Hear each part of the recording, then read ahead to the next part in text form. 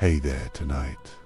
We're stepping into the hushed, cold chambers of early anatomy and, not the Hollywood gloss, but the cold, heavy truth under the brim of the surgeon's scalpel. You won't find clean heroes, no grand speeches or shining myths, just the faint scent of formaldehyde and old wood, the flickering glow of a single candle on a pale form, a handful of earnest students hardened by the stark reality of life and death and the unrelenting grind of survival. If this kind of storytelling helps you rest, feel free to like the video and subscribe if it brings you even a sliver of peace. Let me know in the comments where you're listening from and what time it is where you are. I love knowing who else is drifting off to the slow march through history. Thank you for spending your evening with me. Come back tomorrow for more echoes from the forgotten corners of medical progress. Now, dim the lights, let the distant creak of floorboards and the soft rustle of old texts warm your mind, settle in, and let's begin with the desperate whisper of a new science. Somewhere in the city, a surgeon waits, the tools of his trade gleaming under candlelight. Outside, the night belongs to those who work unseen. They keep their eyes low, their steps measured, their hands steady. In their world, hesitation costs more than coin. The city sleeps, but not all rest is peaceful. Beyond the edge of lamplight, shadows work quickly. And somewhere under the surgeon's roof, a candle burns a little brighter. The night holds its breath. Somewhere in the mist, a spade bites the earth. It is not for malice, it is not for mercy. It is for the quiet necessity of a new science. And so, our story begins. I remember the way knowledge felt in those days like hunger. Not the simple, honest hunger of an empty stomach, but something deeper, more persistent. The kind of ache that settled into your bones when you realized that everything you thought you knew about the human body came from drawings made by men who had never held a beating heart in their hands, never traced the delicate branching of arteries with their fingertips, never felt the surprising weight of a liver or the papery lightness of lungs emptied of breath. It was 1763 when I first understood this hunger, standing in the lecture hall at the Royal College of Physicians in London, watching Dr. William Hunter point at a crude anatomical sketch chalked onto a slate board. The drawing showed a heart tore what someone imagined a heart might look like. All straight lines and perfect symmetry, nothing like the asymmetrical, muscled reality that actually pumps life through our veins. The heart, Dr. Hunter announced to the 40 young men packed into wooden benches that creaked with every shifting movement, consists of 4 chambers arranged thus. His pointer tapped the chalk drawing. The blood flows in this manner, circulating according to Harvey's principles. We scribbled notes furiously, copying his words verbatim, sketching our own approximations of his approximation. But even then, barely 20 years old and drunk on the possibility of becoming physicians, I could sense something missing. Some gap between the theory we were memorizing and the reality we would someday need to understand. The problem was bodies, or rather the absence of them.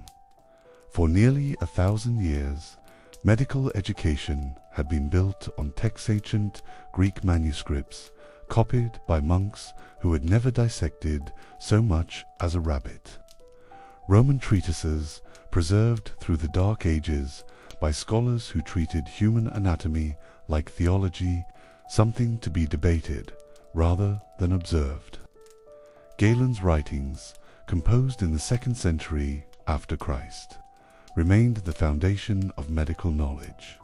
Even though Galen himself had based his human anatomy on dissections of apes and pigs, the Church had forbidden human dissection for centuries, declaring the body sacred, inviolate, destined for resurrection. Even in death, flesh remained holy, not to be violated by curious scalpels or probing fingers. But by the middle of the 18th century, something had begun to change. The Enlightenment had brought new ways of thinking about knowledge, new emphasis on observation over authority, experience over tradition. Men like Newton had demonstrated that the natural world operated according to discoverable laws, not divine mysteries. Why shouldn't the human body follow similar principles? Dr. Hunter embodied this new spirit of inquiry. He'd studied in Paris, where anatomical dissection was more accepted, where medical schools had begun acquiring bodies through semi-legal arrangements with hospitals and morgues. He'd seen what could be learned when theory met reality, when drawings gave way to direct observation. "Gentlemen," he would say, leaning forward in the dim gaslight that barely illuminated our cramped classroom, "medicine is not philosophy, it is not theology, it is craft-skilled work performed on real flesh for real people with real consequences. You cannot learn craft from books alone." The scratch of quills on parchment would pause as we looked up from our note-taking, sensing something important in his tone. "A carpenter does not learn his trade by reading about wood," Dr. Hunter continued. "A blacksmith does not master metalwork through theoretical study, and you will not become physicians by memorizing Galen's descriptions of anatomy he never observed." Hey there tonight. We're stepping into the hushed, cold chambers of early anatomy and, not the Hollywood gloss, but the cold, heavy truth under the brim of the surgeon's scalpel.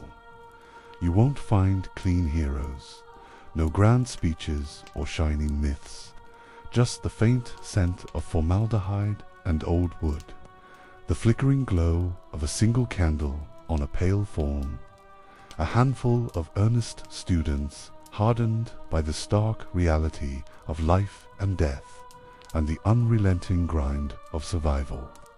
If this kind of storytelling helps you rest, feel free to like the video and subscribe if it brings you even a sliver of peace.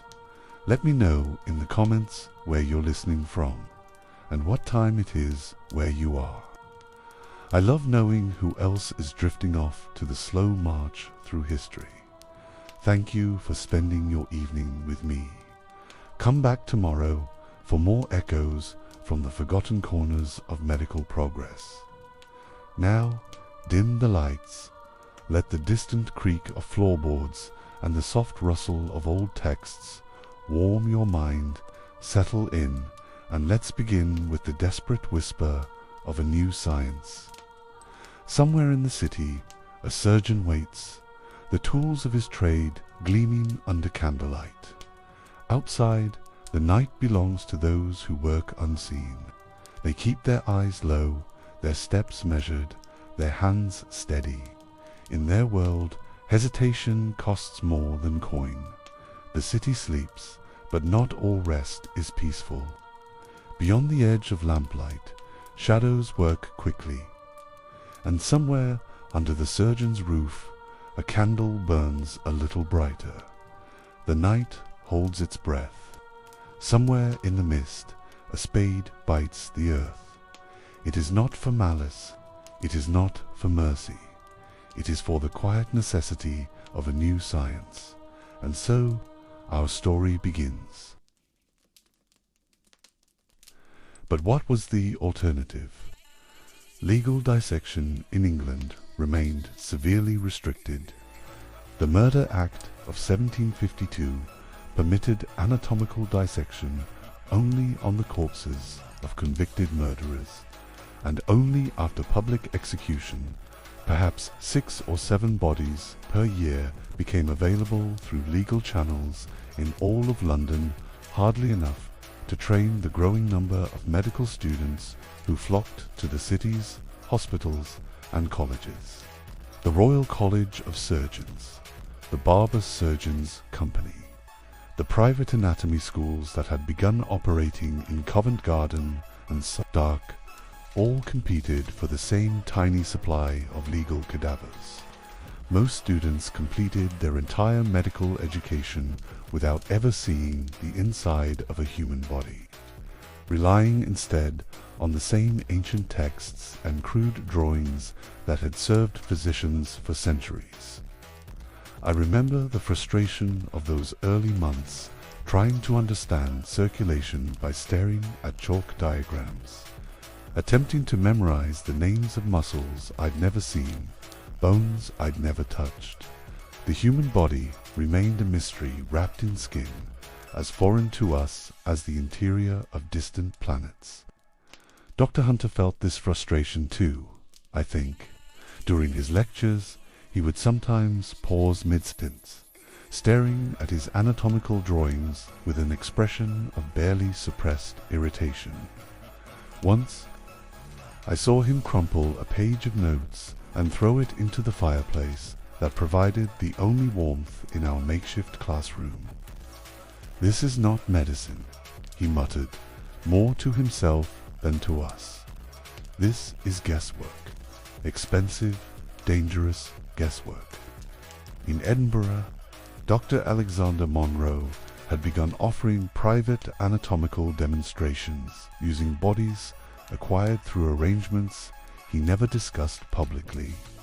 In Paris, anatomical dissection had become a regular part of medical education, supported by government policies that made unclaimed bodies from hospitals available for study.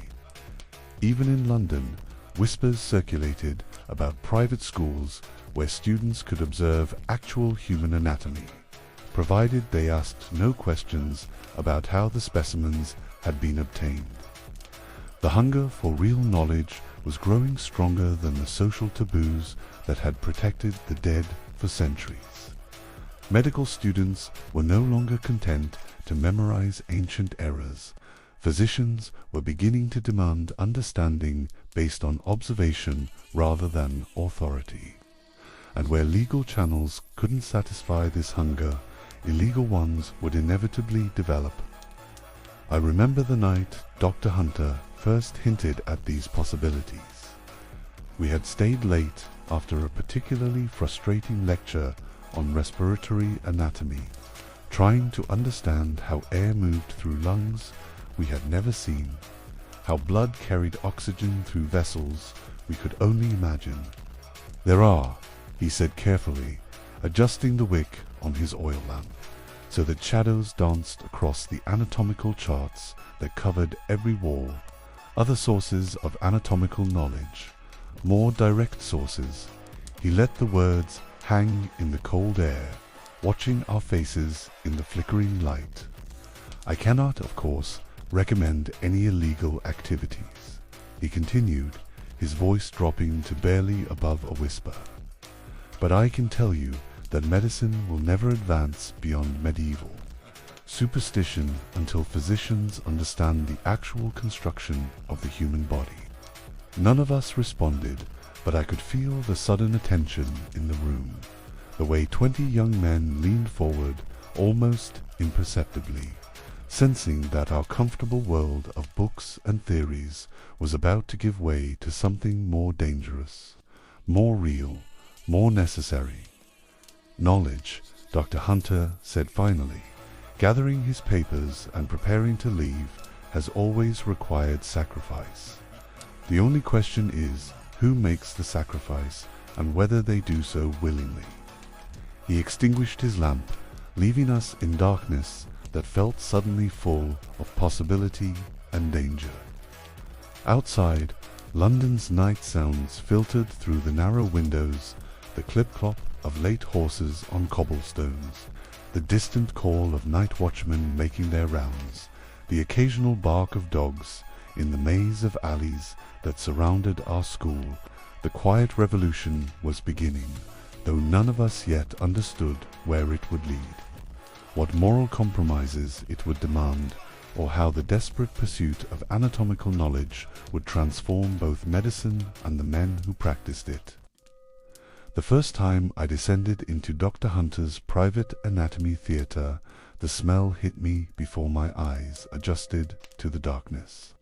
Not the clean, sharp scent of the lecture halls above, with their chalk dust and old leather bindings, but something heavier, more complex, the metallic tang of iron mixed with something sweet and cloying that caught in the back of my throat.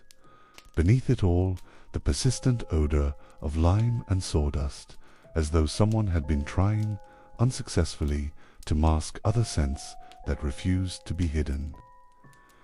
"Mind the steps," Dr. Hunter murmured, his voice echoing strangely in the stone-walled chamber.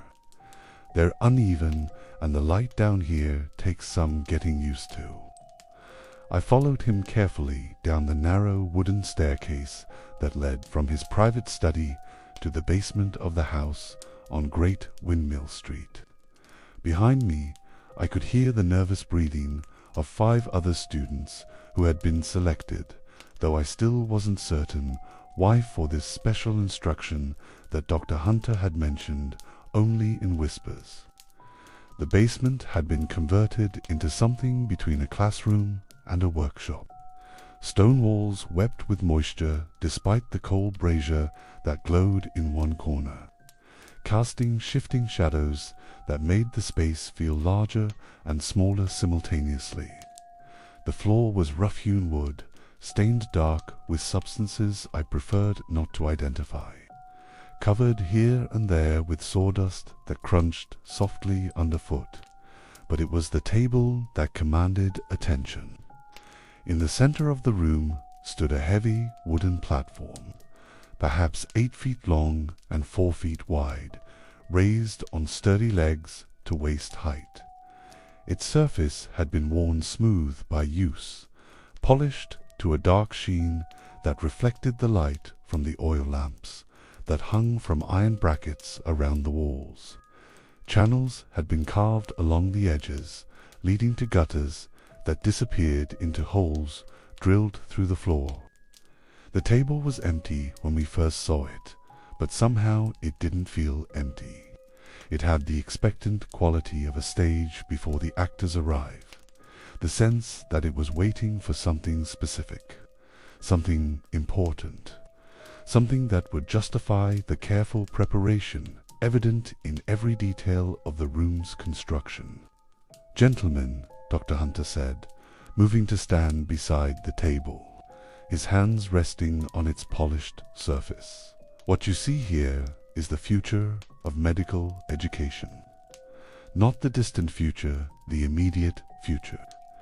Within 10 years, every serious medical school in Europe will have a room like this one."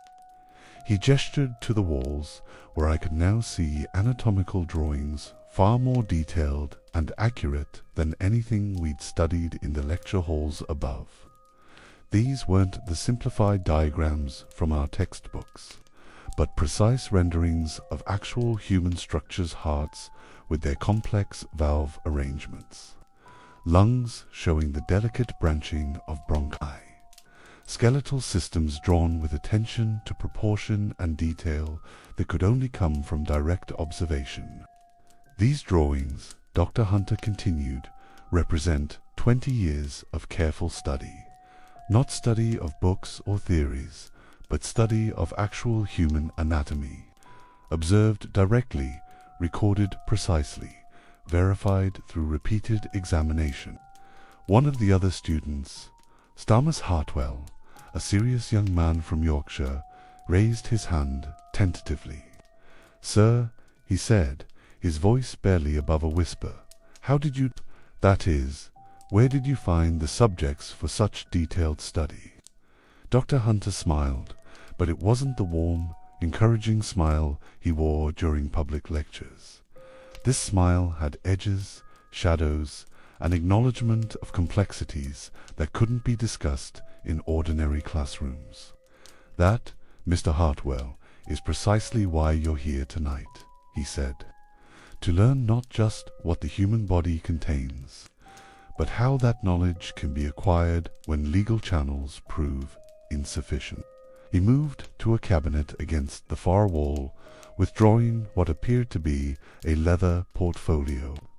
From it he extracted a set of instruments unlike anything I'd seen before. Scalpels with handles of polished bone, forceps in various sizes, probes of different lengths and curvatures, saws with teeth so fine they seemed designed for the most delicate work. These tools, he said, arranging them on a cloth beside the table, are the physician's true teachers. Not books, not lectures, these instruments and what they reveal when properly employed. The metallic surfaces caught the lamplight, throwing tiny reflections across the stone walls. I found myself staring at a particular scalpel, its blade honed to an edge so sharp it seemed to cut the light itself. But surely, said another student, William Morrison, whose voice carried the nervous tremor that had marked all our interactions with Dr. Hunter's more unconventional teachings. Surely such instruments are primarily for surgical procedures on the living, for healing. Dr. Hunter set down the scalpel he'd been examining and looked directly at Morrison. Mr. Morrison, he said quietly, how do you propose to heal the living without understanding the architecture they're built upon? How do you plan to repair what you've never seen intact? How can you recognize disease in organs you've never observed in health? The questions hung in the cold air like smoke from the brazier, unanswerable and uncomfortable. The dead Dr. Hunter continued, teach the living. They always have, though we've forgotten this truth in our eagerness to separate medical theory from medical practice. Every competent physician in ancient Alexandria learned anatomy through dissection. Every skilled surgeon in medieval Baghdad understood human structure through direct observation. He moved around the table, his fingers trailing along its polished edge. Only in Christian Europe did we develop the peculiar notion that healing could be learned without understanding, that physicians could treat bodies they'd never seen inside, that surgical skill could be acquired through imagination rather than experience. The coal in the brazier shifted, sending up a brief flare of light that illuminated the room more brightly for a moment. In that sudden brightness, I noticed details I'd missed before: the hooks suspended from the ceiling on pulleys and ropes, the additional tables pushed against the walls, the systematic arrangement of bottles and jars that suggested this room saw regular, organized use. What you will learn here, Dr. Hunter said, cannot be learned anywhere else in England through legal means. The knowledge you'll acquire will make you better physicians than 90% of the men currently practicing medicine in London, but that knowledge comes with responsibilities, obligations, and discretions, ...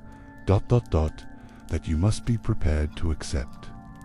Thomas Hartwell shifted nervously beside me, the floorboards creaking under his feet. What sort of discretions, sir? He asked. Dr. Hunter was quiet for a long moment, studying each of our faces in the flickering lamplight. The sort that require you to understand the difference between law and necessity, he said finally, the sort that demand you consider the greatest good for the greatest number rather than the comfort of conventional morality, the sort that ask you to trust that knowledge gained through ... irregular means can serve humanity in ways that rigid adherence to legal restrictions cannot. I felt my heart beating faster, though I couldn't say whether from excitement or apprehension. Everything about this basement room, its careful preparation, its hidden location, its air of secretive purpose, suggested we were about to cross a threshold that couldn't be uncrossed. I should tell you, Dr. Hunter continued, that participation in the instruction offered here is entirely voluntary. Any man who feels uncomfortable with the practical necessities of advanced anatomical education is free to return upstairs and continue his studies through conventional means. None of us moved, whatever those practical necessities might be. The hunger for real knowledge that had brought us this far was stronger than our fear of unconventional methods. Dr. Hunter nodded, as though he'd expected this response. "Very well then," he said, moving toward another cabinet. "Let me show you what actual human anatomy looks like." From the cabinet, he withdrew what appeared to be a large glass jar filled with clear fluid. Suspended in the liquid was a human heart, perfectly preserved, its chambers and vessels visible in extraordinary detail. "This," he said, setting the jar on the table where the lamplight could illuminate it fully, "came from a young woman who died of consumption last month. Note the thickness of the ventricular walls, the arrangement of the major vessels, the actual size and proportion of the chambers." We gathered around the jar, peering at the suspended heart with fascination and unease. This wasn't a drawing or a description. This was the actual machinery that had pumped blood through a living person just weeks earlier. "Compare this to the illustrations in your textbooks," Dr. Hunter said. "Note how different the reality is from the simplified diagrams you've been memorizing." "But such knowledge," Dr. Hunter said quietly, "requires sources. Regular, reliable sources of anatomical material. And such sources are not readily available through legal channels in England. I should warn you," he continued, "that the instruction offered here will change how you see death, how you think about human bodies, how you understand the relationship between the living and the dead. Once you've held a human heart in your hands, once you've traced the branching of nerves through actual tissue, you can never return to the comfortable ignorance of theoretical study." The room felt colder suddenly, the shadows deeper, the weight of what we were contemplating more substantial. "Are you prepared for that change?" Dr. Hunter asked, looking at each of us in turn. One by one, the other students nodded. The hunger for knowledge was stronger than our fear of its consequences. The morning they hanged Jonathan Wild at Tyburn, half of London turned out to watch. I was among them, though not for the reasons that drew the pickpockets and pie sellers, the ballad singers and betting men who made their living from public executions. I stood in that massive, roaring crowd because Dr. Hunter had told us to be there, had explained in his careful way that understanding the legal sources of anatomical material required witnessing where those sources originated. The law, he had said the night before, as we gathered again in his basement anatomy theatre, provides exactly one avenue for the legal acquisition of human bodies for dissection. The Murder Act of 1752 permits anatomical study of executed criminals as an additional punishment beyond death itself. In theory, Dr. Hunter continued, this should provide adequate specimens for medical education. London sees perhaps 12 to 15 executions per year for murder, with additional hangings for lesser crimes that might occasionally yield bodies suitable for study. Thomas Hartwell had done the arithmetic quickly. 15 bodies per year, sir, shared among how many medical schools, the Royal College of Surgeons, the Barber Surgeons' Company, my own school, Dr. Cruikshank's establishment in Soho, the anatomical demonstrations at Guy's hospital. Dr. Hunter counted on his fingers, perhaps 8 institutions competing for the same 15 corpses, and that assumes every executed murderer becomes available for dissection, which is rarely the case. He had explained the complications, families who claimed the bodies for proper burial, crowds who rescued corpses from the hangman's cart, authorities who sometimes sold the same body to multiple bidders, creating disputes that could delay dissection until decomposition made study impossible.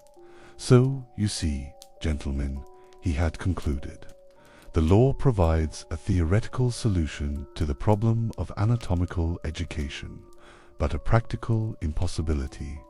Hence our need for alternative arrangements, which was why I found myself pressed into the surging mass of humanity that filled Tyburn's broad execution ground on that grey February morning, watching Jonathan Wild climb the scaffold with the kind of attention a medical student pays to phenomena that might soon become educational opportunities.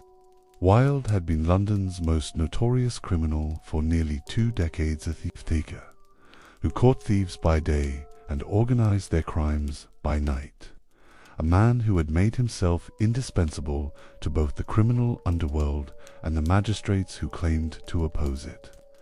His execution had been anticipated for months, drawing crowds from across England who wanted to witness the end of a career that had made him simultaneously the most hated and most admired criminal in the nation. But I wasn't watching Wild.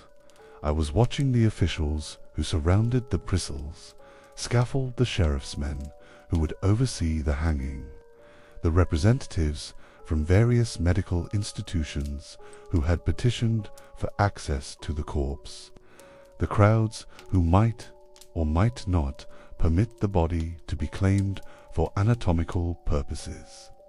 "See there," murmured a voice beside me. I turned to find William Morrison, another of Dr. Hunter's selected students, pointing toward a group of well-dressed men standing near the scaffold's base. Dr. Cheselden from the Royal College, and that's Dr. Douglas from the Barber Surgeons. They're both here for the same purpose we are. The hanging itself was swift, almost anticlimactic after the drama of Wilde's final speech and the crowd's raucous response. One moment he was standing upright, defiant to the end. The next he was swaying at the rope's end, while the crowd roared approval or condemnation, depending on their individual relationships with his career. But then came the part that Dr. Hunter had sent us to observe, the immediate struggle over Wilde's corpse. As soon as the hangman pronounced death, representatives from competing medical institutions pressed forward, each presenting documents that supposedly granted them legal claim to the body. Dr. Cheselden waved a paper bearing the Royal College's seal. Dr. Douglas produced a similar authorization from the Barber Surgeons. A third man, I didn't recognize, flourished what appeared to be a personal letter from a magistrate. Meanwhile, sections of the crowd began chanting demands that Wilde's body be released to friends for proper burial. A group of well-dressed women, his sister and female associates, I assumed pushed toward the scaffold with a cart and burial shroud, clearly intending to claim the corpse for Christian interment. The sheriff found himself caught between competing legal claims, popular pressure, and the practical difficulty of determining which authority took precedence. While he consulted with his advisers, the crowd grew more restless, the medical representatives more insistent, and Wilde's body continued hanging from the gibbet, becoming less suitable for anatomical study with each passing minute. This, Morrison whispered, happens every time. He was right. What should have been a simple legal transfer became a complex negotiation involving multiple institutions, competing claims of authority, and a crowd whose sympathy or hostility could shift rapidly, depending on factors that had nothing to do with medical education. After nearly an hour of argument, the sheriff finally awarded Wilde's body to Dr. Cheselden, whose Royal College credentials apparently outweighed other claims. But by then, sections of the crowd had grown hostile to the entire proceeding, pelting the medical representatives with refuse and shouting curses at anyone associated with the planned dissection. "Body snatchers," someone shouted from the back of the crowd. "Ghouls and grave robbers." The irony wasn't lost on me. These people objected to the legal dissection of an executed murderer, but they would probably approve of the same murderer's body mouldering in the ground, where it could serve no educational purpose whatsoever.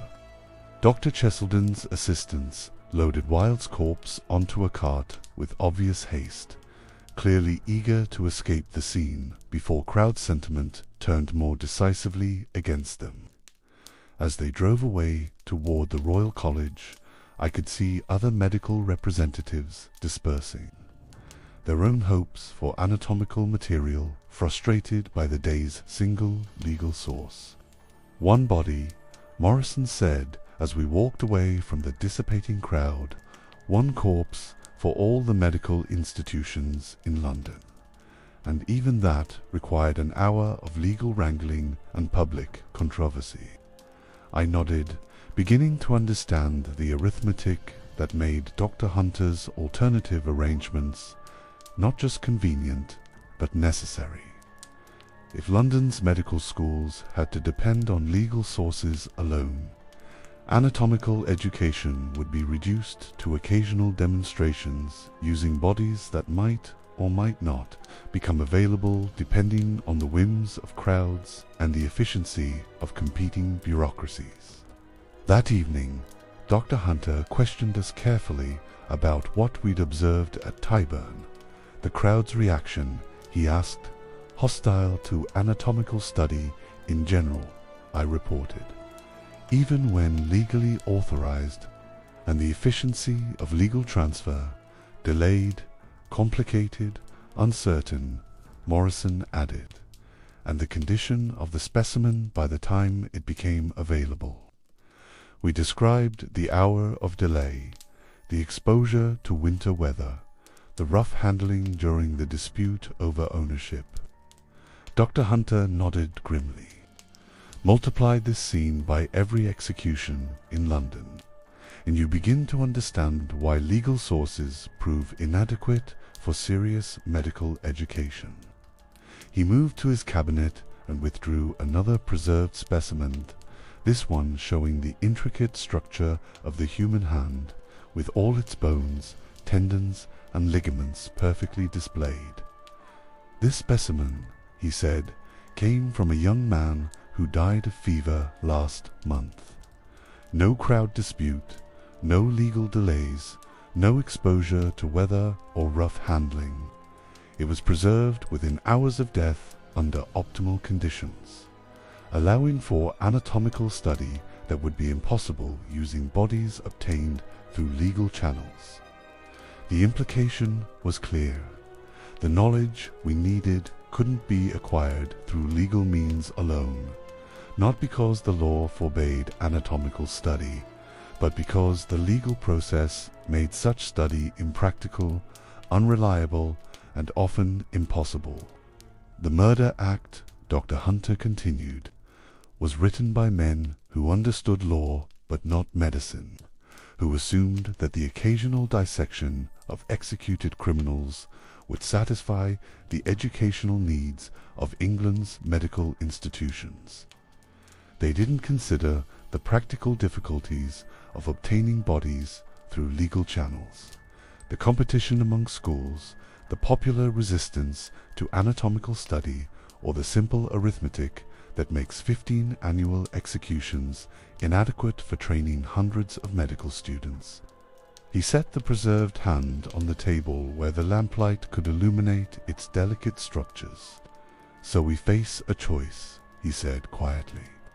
"We can limit our anatomical education to the occasional legal specimen, accepting the delays, disputes, and deterioration that make such specimens nearly useless for serious study. Or we can seek alternative sources that allow for the kind of detailed, systematic anatomical investigation that competent medical practice requires." Thomas Hartwell raised his hand tentatively. "But sir, what alternatives exist? If legal sources are insufficient and illegal sources are ... illegal, how can medical schools obtain adequate anatomical material?" Dr. Hunter smiled his edged smile. "That, Mr. Hartwell, is what we'll discuss tomorrow night, when we examine the methods that necessity has developed to bridge the gap between legal availability and educational requirements." I remembered the first time I heard the term whispered in the shadows of a medical college resurrectionist. Such a holy word, twisted into something dark and necessary. These were not men of God raising the dead to glory, but men of science raising the dead to knowledge, one stolen corpse at a time. The law had made its position clearly. The bodies of executed criminals could legally find their way to the anatomy table, but what is one hanged man against the hunger of 50 eager students? What are 12 legal cadavers in a year against the endless appetite of a science finally awakening to its own potential? And so, in the quiet hours when decent folk slept soundly in their beds, another kind of harvest began. I can still feel the dampness of those October nights when the mist rolled thick through the newer sections of the city cemeteries. The air carried that particular chill that settles deep in your bones, not just from the weather, but from the knowledge of what was about to unfold beneath the pale glow of a shuttered lantern. Thomas Burke, though that was likely not his real name, had been a sailor once, before his back gave out and left him searching for work that paid better than the docks. He discovered, as many desperate men did in those days, that the recently dead could provide for the living in ways the recently living never could. I remember watching him work, this quiet man with hands scarred by rope and weather. He moved through Greyfriars Cemetery like a ghost himself, his footsteps muffled by the soft earth that had been turned just days before. The tools of his trade were simpler wooden spade with a blade wrapped in cloth to muffle its bite into the soil, a canvas sack large enough for a man, and a peculiar wooden hook that could grip beneath a coffin lid.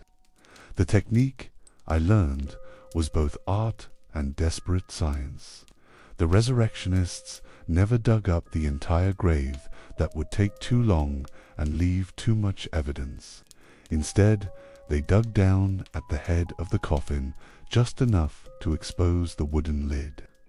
Then came the sickening crack as the hook pried up the boards, splintering the cheap pine that held the poor in their final rest. Burke would reach into that dark space with hands that had learned not to tremble, grasping the deceased by the shoulders or head, pulling them up through that violated opening like some terrible birth in reverse. The body would emerge, still wearing the simple shroud or worn clothing in which it had been buried. Dirt cascading from the fabric like a mockery of tears. The wealthy, I observed, were safer in their stone tombs and iron-bound caskets. The resurrectionists were practical men. They sought the quickest harvest with the least risk. The fresh graves of the poor, marked only by wooden crosses or simple stones, became their nocturnal fields. But it was dangerous work, this midnight harvest. The graveyards of London and Edinburgh were not unguarded. and the penalties for grave robbing could see a man transported to the colonies or worse. I remember the tension that hung in the air like smoke from a dying fire, every sound magnified, every shadow suspect. The distant bark of a dog could send Burke and his companions scattering into the night, abandoning their grim work half finished. The approach of footsteps on gravel would freeze them in place, hearts hammering against ribs, hoping the darkness would swallow them whole. More than once I witnessed the mad scramble as watchmen approached, the resurrectionists dropping their canvas sacks and melting away between the headstones like morning mist. Yet they returned night after night, because the demand was relentless and the pay too good to abandon. A fresh body could bring in more money than a labourer might see in 3 months of honest work. The medical schools paid well for their silence and their service no questions. Asked about how that pale form had found its way to the dissection table. I watched as networks formed in the shadows, not just the men who did the digging, but the cart drivers who transported the harvest, the lookouts who watched for danger, the intermediaries who negotiated prices and delivery times, an entire economy built on the desperate needs of advancing science and the equally desperate poverty of those who served it. The resurrectionists developed their own crude professionalism. They learned which graveyards had the most lax security, which sections were freshest, which burial grounds the wealthy avoided and thus left to house the poor. They studied the obituaries in the daily papers like farmers studying weather patterns, marking potential harvests before the earth had even settled. Some, like Burke, worked alone or with a single partner. Others operated in larger groups, dividing the risks and the profits. I remember one crew that had perfected a system so efficient they could have a body exhumed, loaded and transported within an hour of beginning their work. They moved through the graveyard like a well-rehearsed dance, each man knowing his part, every motion calculated to minimize noise and exposure. The tools evolved too. The wooden spades gave way to specialized implements designed for speed and silence. Some resurrectionists used thin metal probes to test the firmness of the soil, determining how recently a grave had been filled. Others employed small mirrors to catch moonlight and signal their companions across the cemetery grounds. But for all their skill and preparation, the work left marks on these men that went deeper than the dirt under their fingernails. I saw it in their eyes during the day when they tried to blend back into ordinary life.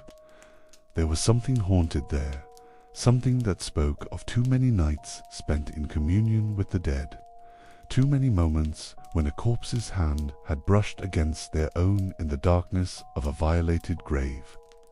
They drank more than other men, these midnight harvesters. They sought the company of loud taverns and bright fires, anything to drive away the cold silence of the cemetery. They laughed too hard at jokes that weren't particularly funny, as if the sound of their own voices could prove they still belonged among the living. And yet they were essential to the advancement of human knowledge in ways they could never fully comprehend.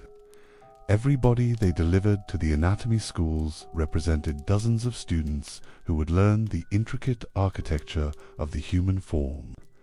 Every midnight harvest contributed to discoveries that would save countless lives in years to come. The irony was not lost on the more thoughtful among them.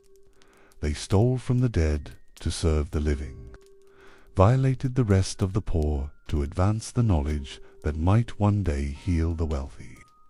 It was a transaction written in shadows, paid for in guilt, and justified by a greater good that remained largely invisible to those who performed the work. As the demand grew, and the legal supply remained pitifully inadequate, the resurrection men became bolder, more organized, more desperate. What had begun as the furtive work of a few desperate individuals evolved into something approaching an industry dark, necessary, and thriving in the spaces between what society demanded and what it was willing to openly acknowledge. The medical schools, for their part, maintained their careful ignorance.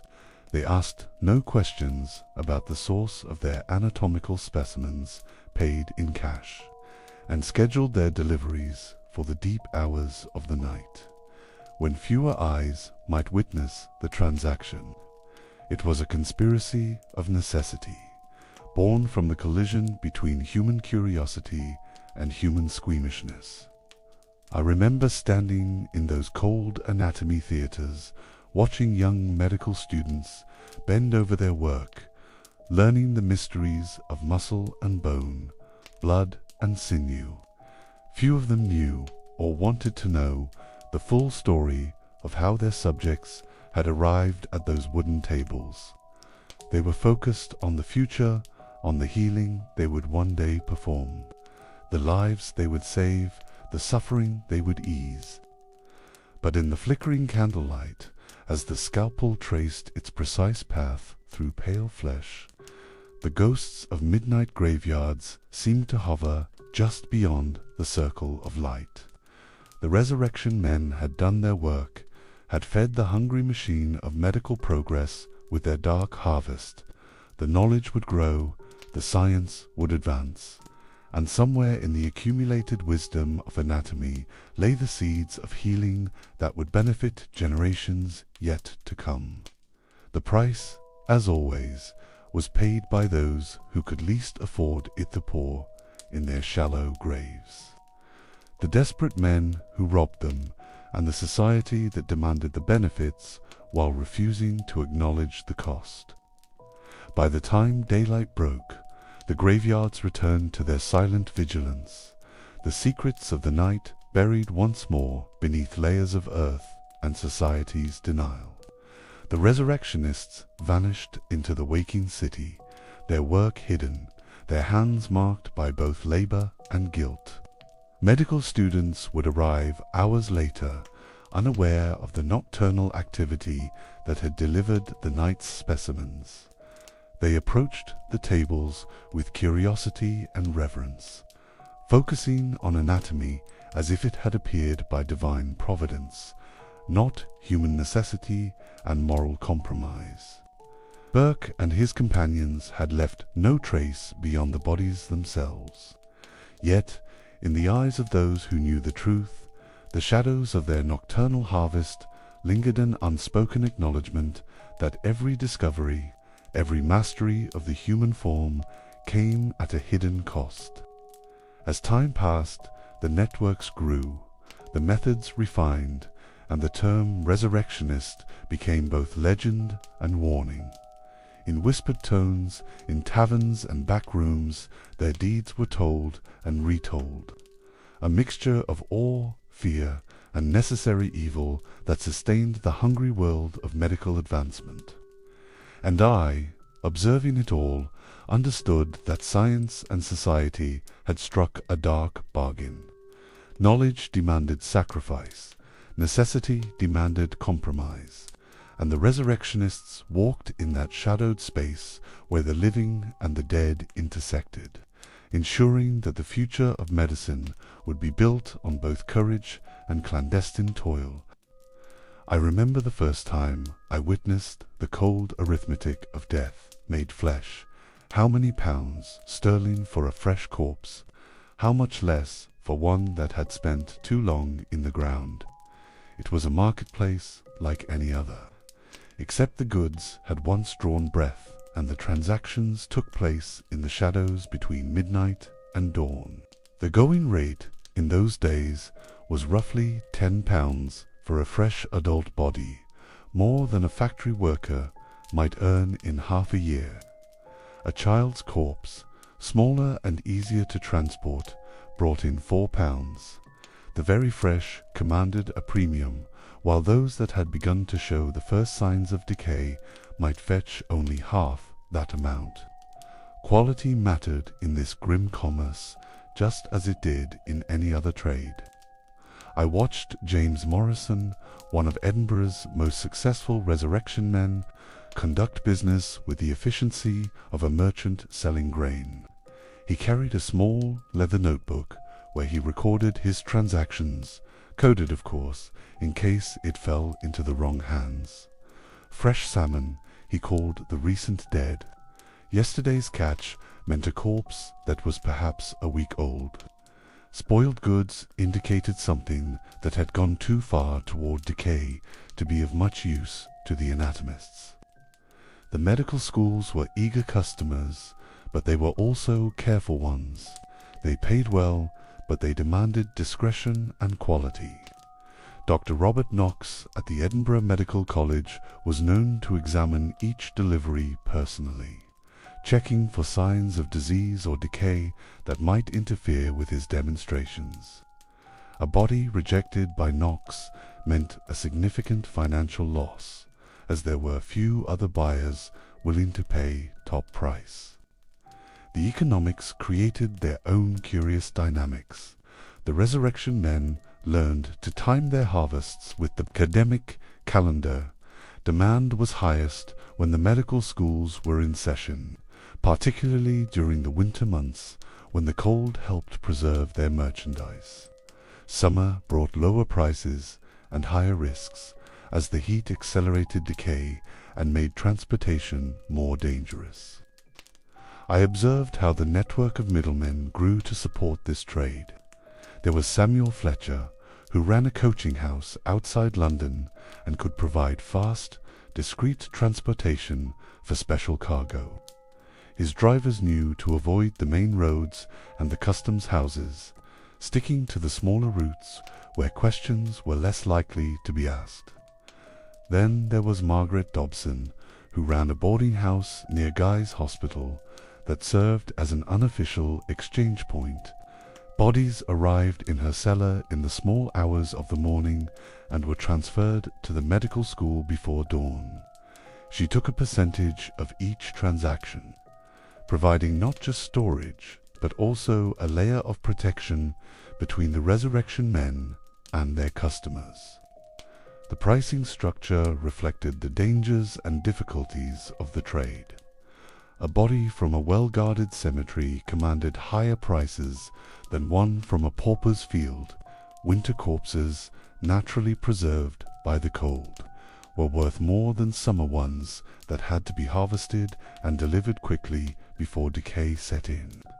The bodies of the young and healthy brought premium prices, while the elderly or diseased were sold at a discount.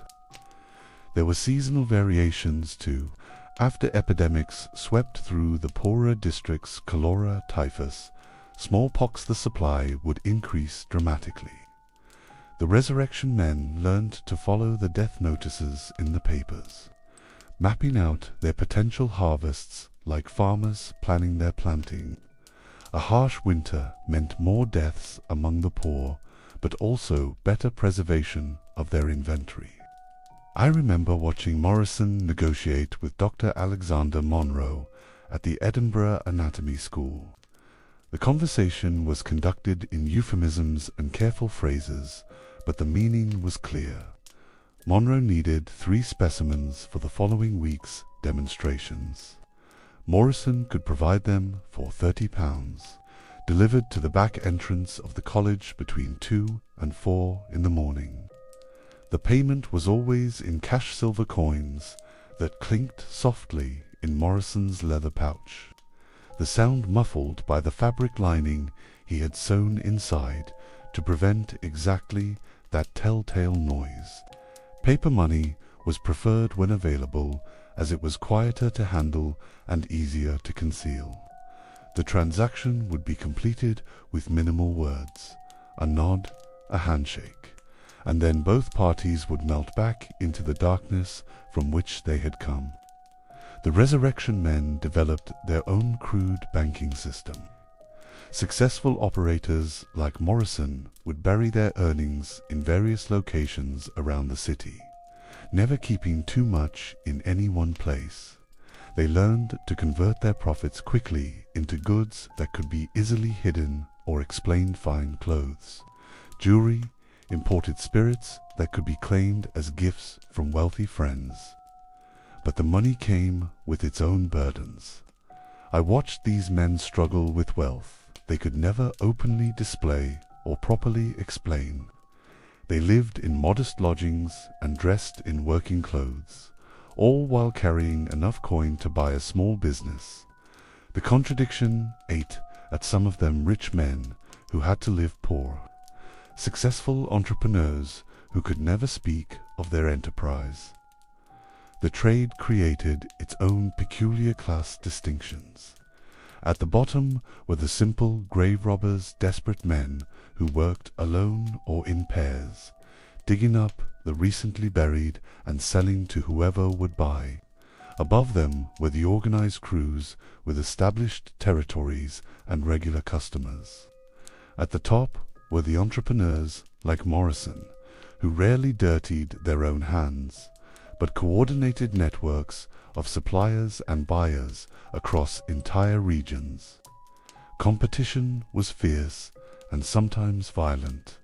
I witnessed more than one midnight confrontation between rival crews, whispered arguments over territory and pricing that threatened to spill into open conflict. Some resurrection men carried knives or cudgels, not just for protection against watchmen, but against their own competitors who might try to steal their harvest or undercut their prices. The medical schools, for their part, played suppliers against each other with practiced skill. They would hint to Morrison that Fletcher was offering better prices, or suggest to Fletcher that Morrison's quality had been declining. It was a buyer's market in the sense that the schools had multiple sources, but the underlying shortage meant that prices remained high and demand consistent. I remember the night Morrison received word that a rival crew had been arrested in Canongate Cemetery. Rather than sympathy, his first reaction was calculation: 3 competitors removed from the market, their regular customers now in need of a new supplier. He was negotiating increased prices with Dr. Knox before the arrested men had even been brought before the magistrate. The profits attracted men from all walks of life. Former soldiers who had learned to deal with death in foreign wars found the transition to grave robbing less difficult than most. Sailors, accustomed to the rough life of the docks, discovered that midnight work paid better than loading cargo. Even some clerks and shopkeepers, fallen on hard times, found their way into the resurrection trade. But the money was not easy money, despite its abundance. Every transaction carried the risk of exposure, imprisonment, or worse. The resurrection men lived with constant anxiety, knowing that their neighbors might discover their nocturnal activities, that a watchman might recognize their face, that a rival might inform on them to eliminate competition. I watched Morrison count his earnings one cold February morning, the coins spread across the rough wooden table in his rented room. £43 from the previous week's work, enough to live comfortably for months. But his hands shook as he stacked the silver, and I could see the exhaustion in his eyes, the weight of carrying secrets that grew heavier with each successful transaction. The resurrection men created their own informal insurance systems.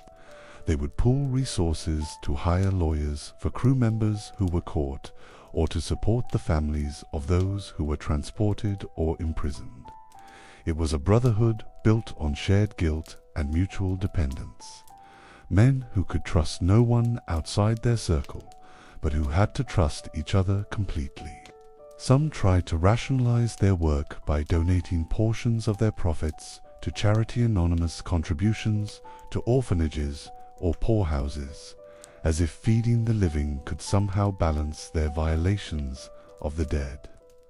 Others spent their money on drink and gambling, trying to wash away the moral stains with temporary pleasures. The economic incentives were so powerful that they began to corrupt the natural order of death itself. I heard whispers of resurrection men who no longer waited for natural death, who hastened the process to ensure a steady supply of fresh merchandise. These rumors, whether true or not, added another layer of fear to a trade already built on society's deepest taboos. As the years passed and the trade matured, the resurrection men became more sophisticated in their financial dealings. They developed credit systems with their customers, offering payment plans to medical schools that needed to spread their costs across the academic term. They created territorial agreements that reduced violent competition and stabilized prices. What had begun as desperate opportunism evolved into something approaching legitimate business practice, bobit conducted in the shadows and built on a foundation of violated graves. The money flowed like an underground river through Edinburgh and London, invisible to most but essential to the advancement of medical knowledge. Every coin that passed from anatomist to resurrection man represented another step forward in humanity's understanding of itself. Another young doctor who would learn to heal rather than merely comfort the dying.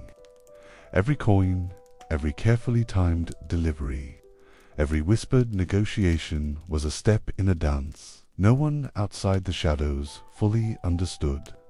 The resurrection men moved in patterns dictated by both opportunity and necessity, their lives intertwined with the ebb and flow of death and learning.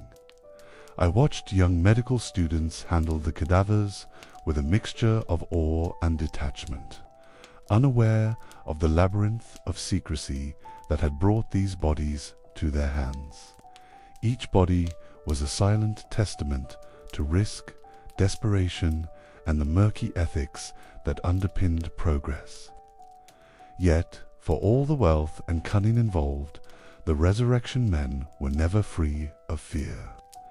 Every knock at the door, every patrolling watchman, every rival glance reminded them that their fortune existed in a precarious equilibrium between discovery and survival.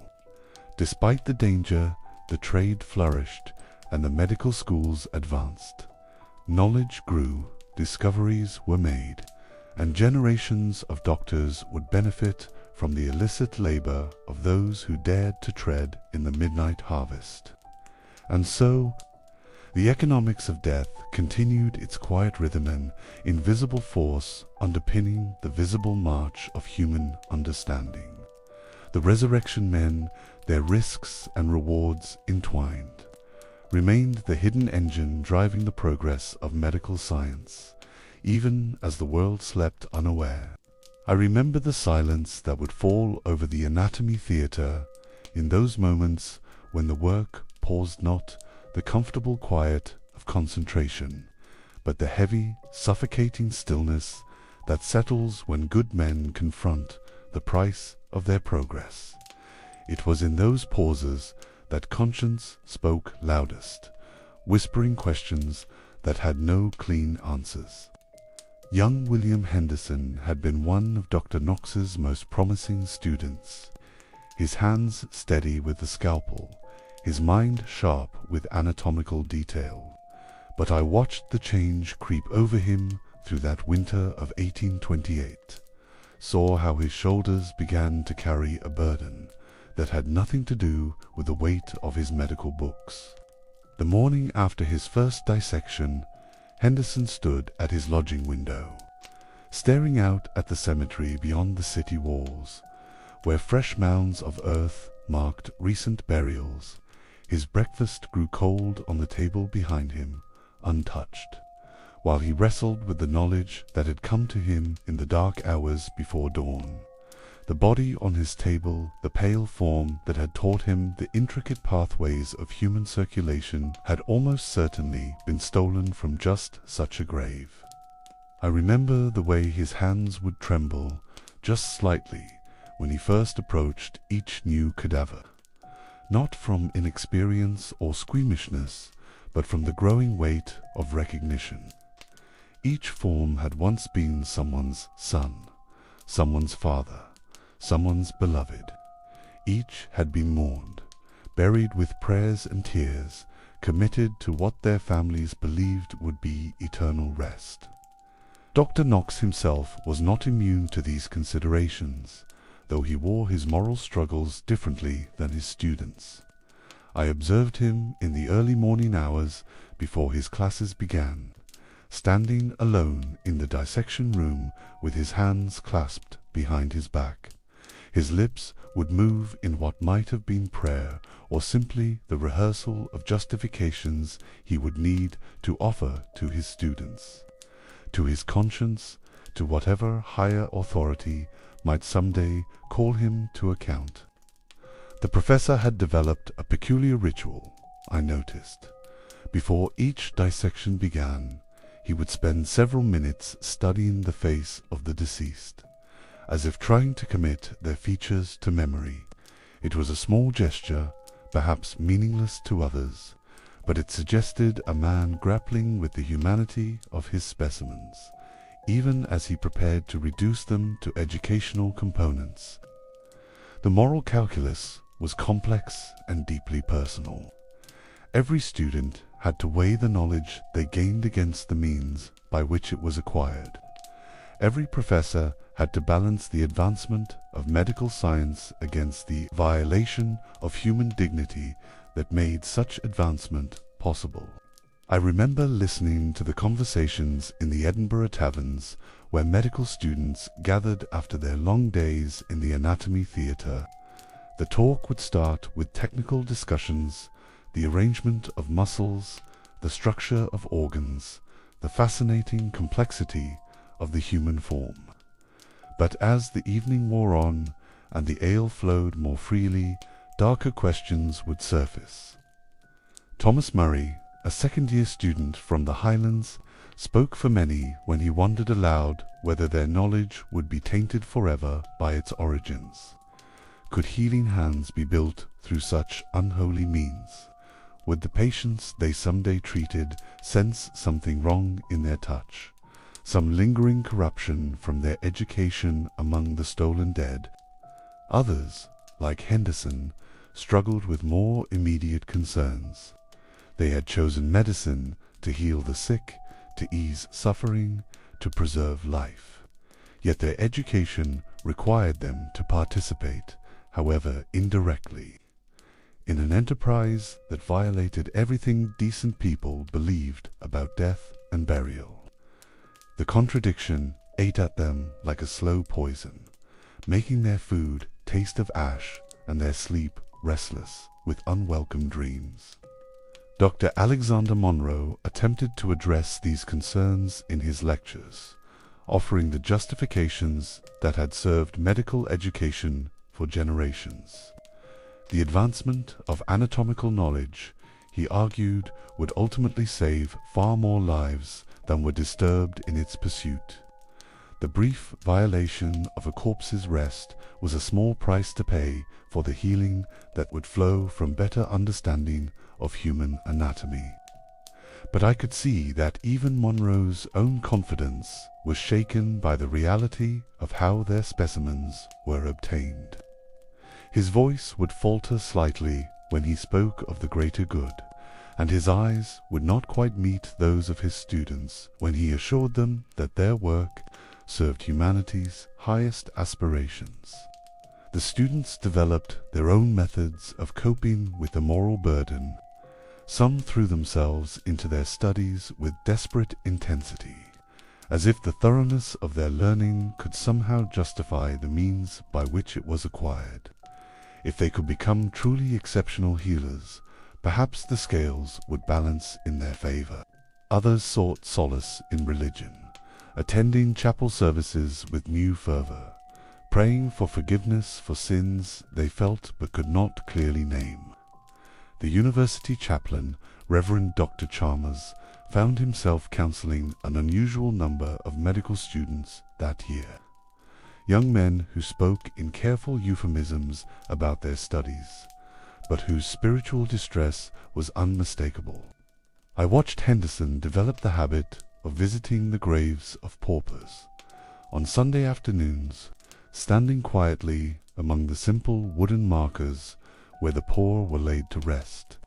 He never spoke of these visits, but I understood them as a form of penance, an attempt to honor in death those whose bodies had been dishonored in the service of his education. Some students simply broke under the weight of their moral conflict. Robert Sinclair, a promising young man from Aberdeen, abandoned his medical studies entirely after witnessing his first full dissection. He told his friends that he could not shake the conviction that the corpse on the table had been looking at him with accusation in its lifeless eyes. The professors, too, found their own ways to bear the burden. Dr. Knox began making anonymous donations to the Edinburgh Charitable Society, contributing far more than his salary would normally allow. Whether this was genuine charity or an attempt to purchase moral absolution, I could never determine. Others sought to minimize their direct involvement in the procurement of specimens. They would schedule their deliveries for times when they would not be present, or delegate the actual acceptance of bodies to assistants who seemed less troubled by the moral implications of their work. But the knowledge once gained could not be forgotten. Every student who learned the delicate architecture of the human heart carried with him the understanding that this knowledge had been bought with violation and theft. Every successful surgery performed in later years would be built on skills developed through the dissection of the stolen dead. I remember the night Henderson finally spoke aloud, what so many of his fellow students felt, but dared not express. We were walking through the narrow streets near the medical college, the cobblestones slick with October rain, when he stopped suddenly beneath a flickering gas lamp. "The dead have no voice," he said quietly, his breath visible in the cold air. "They cannot consent to our use of their bodies, cannot agree to serve our education. We take what we need and tell ourselves it serves a greater purpose, but we never ask permission of those we use." His words hung in the damp night air like an accusation, and I realized he had identified the heart of their moral struggle. The living could justify their actions with appeals to future benefit and greater good, but the dead remained silent, unable to grant or withhold their consent to being transformed into educational tools. The weight of this realization settled differently on different men. Some, like Henderson, carried it as a permanent burden, a shadow that followed them through their entire medical careers. Others learned to compartmentalize their guilt, sealing it away in some corner of their minds, where it could not interfere with their daily work. A few found ways to transform their moral discomfort into motivation. Dr. James Simpson, who had once been troubled by these same ethical questions, would later pioneer the use of chloroform in surgery, perhaps driven by the conviction that if he had benefited from the violation of the dead, he owed a debt to the living that could only be paid through reducing their suffering. The church bells of Edinburgh would ring the hours through those long nights when conscience wrestled with ambition, when the promise of healing battled against the reality of desecration. In the dissection rooms, young men bent over their work with trembling hands, learning the secrets of life from teachers who could no longer speak. I came to understand that this moral weight was perhaps as important to their education as the anatomical knowledge they gained. The students who emerged from those candlelit theatres carried more than technical skill. They bore the understanding that knowledge always comes at a cost, that progress often requires us to compromise our principles, that the healer's art is built on foundations that are not always clean. Some would say this made them better doctors, more conscious of the human cost of their calling, more aware that every patient represented not just a medical challenge, but a person deserving of dignity and respect. The guilt they carried from their education among the stolen dead perhaps made them more careful with the living, more conscious of their responsibility to justify through their healing the violations that had made their knowledge possible. Others would argue that no good could come from such tainted beginnings, that medical knowledge built on theft and desecration could never truly serve the cause of healing. The debate continued in whispered conversations and tormented consciences, each practitioner forced to find his own answer to questions that had no universally satisfying resolution. In the end, the moral weight remained heavy, personal, and inescapable. It shaped the character of a generation of physicians who understood, perhaps more clearly than those who came before or after, that the power to heal carries with it the burden of the means by which that power was acquired. The shadow of conscience lingered in every lesson, every procedure, and every patient saved. Knowledge and morality, ambition and guilt, intertwined inextricably in the hands of those who would shape the future of medicine, leaving behind a legacy both brilliant and haunted. I remember the morning when word reached the anatomy schools that Parliament had finally begun to take notice of their peculiar needs, not with sympathy, but with the slow-grinding machinery of legislative action that promised to change everything while guaranteeing nothing would improve quickly. The year was 1832, and the resurrection trade had grown so brazen, so violent, that even the most willfully blind members of society could no longer pretend ignorance of what transpired in their cities' graveyards. The Burke and Hare murders in Edinburgh had shocked the public consciousness, revealing how easily the procurement of bodies could slide from grave robbing into something far more sinister. I watched Henry Warburton rise in the House of Commons, his voice carrying the measured cadences of a man who had spent months crafting arguments he knew would be received with distaste by many of his colleagues. The medical schools, he explained, required a steady supply of cadavers for the proper education of physicians. The current system, depending on the bodies of executed criminals, provided perhaps a dozen specimens per year to serve the needs of hundreds of students. The mathematics were simple and stark. England's medical schools needed at least 500 bodies annually for adequate instruction. The gallows provided 12 to 15. The gap between supply and demand had created the resurrection trade, and the resurrection trade had bred corruption, violence, and ultimately murder. Warburton's proposed solution was elegantly practical and morally complex. The unclaimed bodies of those who died in workhouses, hospitals, and similar institutions would be made available to the anatomy schools. The poor, who in life had depended on public charity, would in death serve the advancement of medical knowledge that might benefit future generations of their class. I remember the rustle of papers as members of Parliament shifted uncomfortably in their seats, the creak of leather-bound benches under the weight of men wrestling with questions that had no clean answers.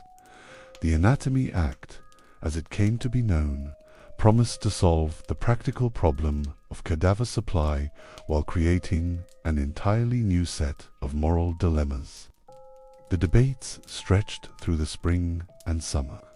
conducted in the ornate chambers of Westminster, while Edinburgh's resurrection men continued their nocturnal harvests, and London's medical schools scheduled their demonstrations around the irregular supply of stolen corpses. Politics moved at its own glacial pace, indifferent to the immediate needs of students bent over dissection tables in candlelit theatres. I observed the careful language used by both supporters and opponents of the legislation. No one spoke directly of grave robbing or body snatching. Such crude terms would have been unseemly in parliamentary discourse. Instead, they discussed the irregular procurement of anatomical specimens, the unfortunate necessity of clandestine educational practices, the regrettable gap between legal supply and legitimate demand. The opponents of the Act raised objections that resonated beyond the halls of Parliament. Sir Robert Inglis argued passionately that the legislation created a system of separate treatment for rich and poor that extended even beyond death. The wealthy would rest secure in their family tombs, while the indigent dead would be conscripted into service as anatomical specimens. Death, he declared, should not depend on one's station in life for its dignity. But the supporters had mathematics on their side, along with the mounting pressure of public scandal. Dr. Thomas Wackley, himself a physician and member of Parliament, described the current system's inevitable corruption. When legal supply was impossibly inadequate, illegal supply would always emerge to fill the void. The only question was whether society would acknowledge this reality and attempt to regulate it, or continue to pretend that the resurrection trade did not exist. I remember the evening when news of the Act's passage reached the Edinburgh Medical College. Dr. Knox gathered his students in the main lecture hall, the same amphitheatre where so many of them had first confronted the reality of human anatomy laid bare on wooden tables. His announcement was brief and carefully worded. The legal supply of cadavers would be increased, reducing the medical profession's dependence on irregular sources. The reaction among the students was mixed and complex. Relief that their education might no longer depend on stolen corpses, warred with unease about the new system's implications. They understood that the bodies they would study under the new law would still come from the poor, still be taken without explicit consent, still represent a kind of exploitation that would be unthinkable if applied to their own families. The Resurrection Men, for their part, viewed the Anatomy Act with the practical cynicism of businessmen facing new competition. James Morrison, who had built a profitable network supplying the Edinburgh schools, understood that legal supply would reduce but not eliminate demand for his services. The Act promised to provide perhaps 200 bodies per year, a significant increase, but still far short of actual need. Moreover, the legal cadavers would be delivered to the schools in daylight, officially recorded, subject to inspection and regulation. Many professors would still prefer the discretion offered by Morrison's midnight deliveries, the plausible deniability that came with not asking too many questions about their specimens' origins. The workhouse masters and hospital administrators who would oversee the new system approached their responsibilities with varying degrees of enthusiasm. Some saw the arrangement as a practical solution to the problem of burying paupers at public expense. Others worried about the effect on their institutions' reputations. When word spread that the indigent dead were being sent to anatomy schools rather than proper graves, I watched the implementation of the Act unfold with the painful slowness characteristic of bureaucratic reform. Forms had to be created, procedures established, oversight mechanisms put in place. The first legal delivery under the new system did not occur until nearly 6 months after the Act's passage, and then only after extensive correspondence between the workhouse, the medical school, and various governmental offices. The public reaction was as mixed as that of the medical community. Some praised Parliament for finally addressing a scandalous situation that had festered for decades. Others condemned the legislation as an attack on the dignity of the poor, a system that would treat paupers' bodies as public property to be disposed of, according to the needs of medical education rather than Christian burial customs. Religious leaders found themselves in particularly difficult positions. The established church had long condemned the resurrection trade as a violation of Christian beliefs about the sanctity of the body and the importance of proper burial. But the new legal system, while addressing the problem of grave robbing, created its own theological challenges. Reverend Dr. Chalmers of the University of Edinburgh struggled to articulate a position that acknowledged the practical benefits of the Anatomy Act while preserving some sense of respect for the dead. In his sermons, he spoke of the body as a temporary vessel for the immortal soul, suggesting that its use for medical education might be acceptable if conducted with proper reverence, and if it served to preserve other lives. The Act's provisions attempted to address some of these concerns through requirements for decent disposal of remains after anatomical examination. But the reality was often different from the intention. I observed dissection sessions where students showed little reverence for their specimens, where human remains were treated as mere educational materials rather than the mortal remains of fellow human beings. The legislation also created new forms of resistance and evasion. Some workhouse inmates, learning of their likely fate after death, made desperate attempts to secure funds for proper burial, or arranged with family members to claim their bodies immediately upon death. Others simply fled the institutions when they felt death approaching, preferring to die in the streets rather than risk becoming anatomical specimens.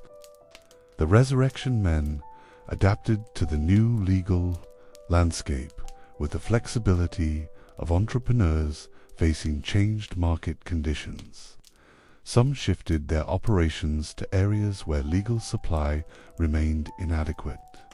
Others developed new services, offering to steal back the bodies of family members who had been legally claimed for anatomical study.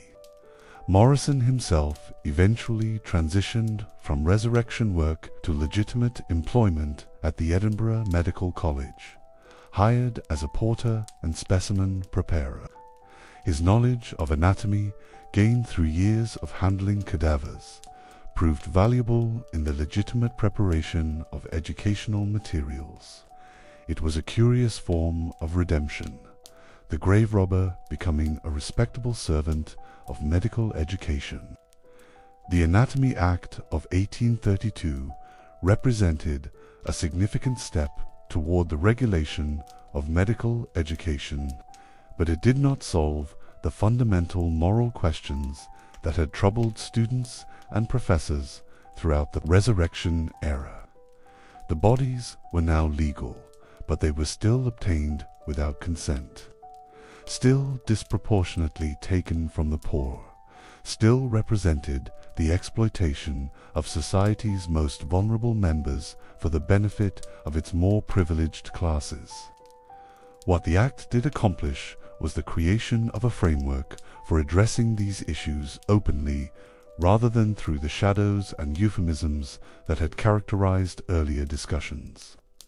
Parliament had acknowledged that medical education required human cadavers, that adequate legal supply was essential for proper training of physicians, and that society as a whole benefited from well-educated medical practitioners.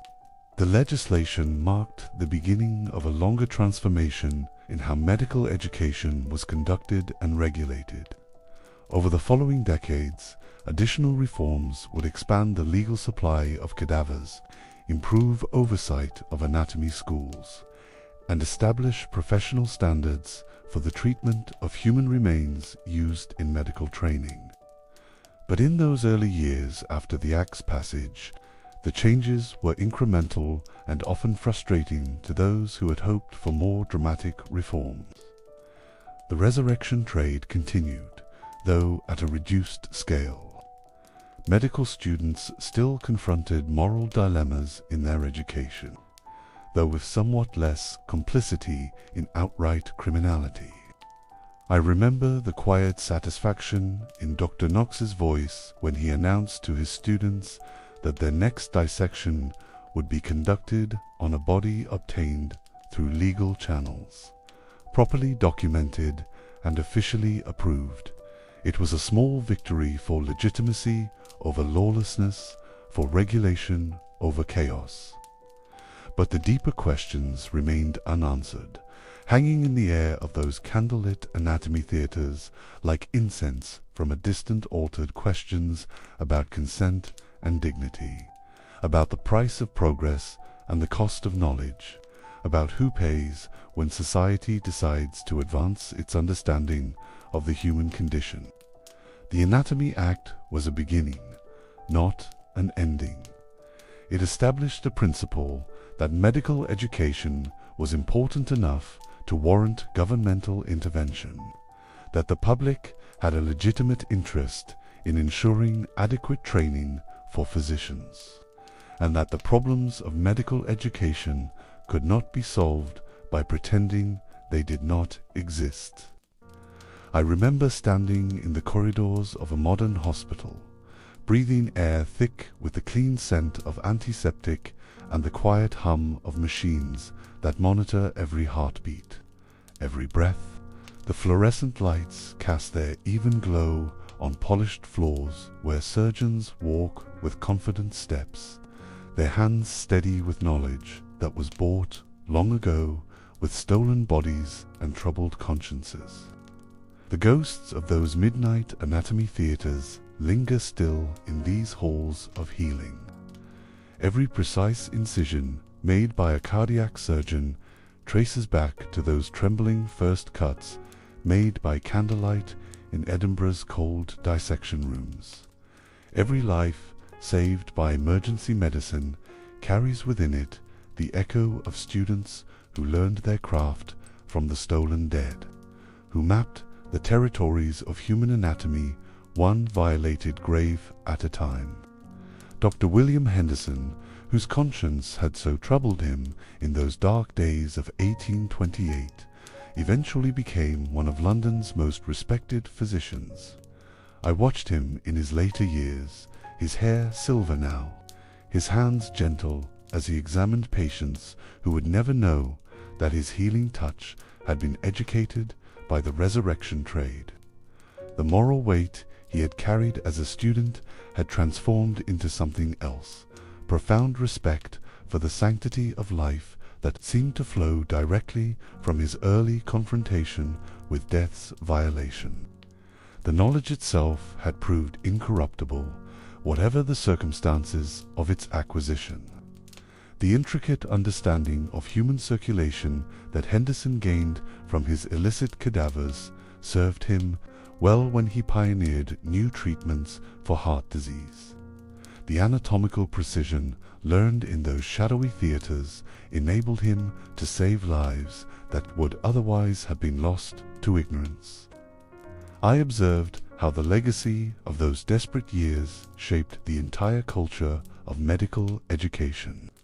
The physicians who emerged from the Resurrection era carried with them a particular combination of scientific rigor and ethical sensitivity that marked their profession for generations.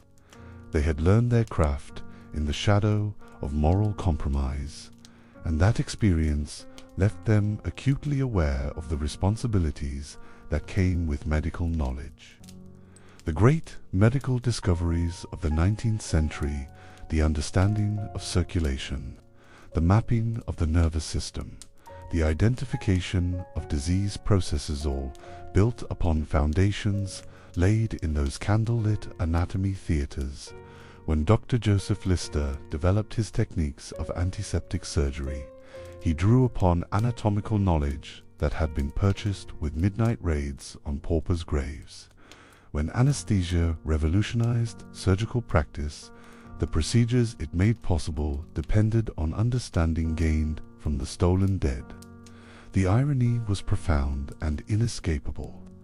The resurrection men who violated the rest of the dead had, unknowingly, contributed to discoveries that would preserve the lives of the living. The students who struggled with the morality of their education became healers, whose work would ease suffering on a scale that dwarfed the violations that made their knowledge possible.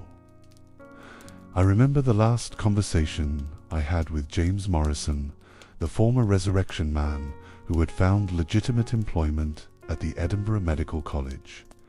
He was an old man then, his hair white, his hands gnarled with arthritis. We stood together in the college's new anatomy theatre, bright with gas lighting and furnished with proper tables and instruments.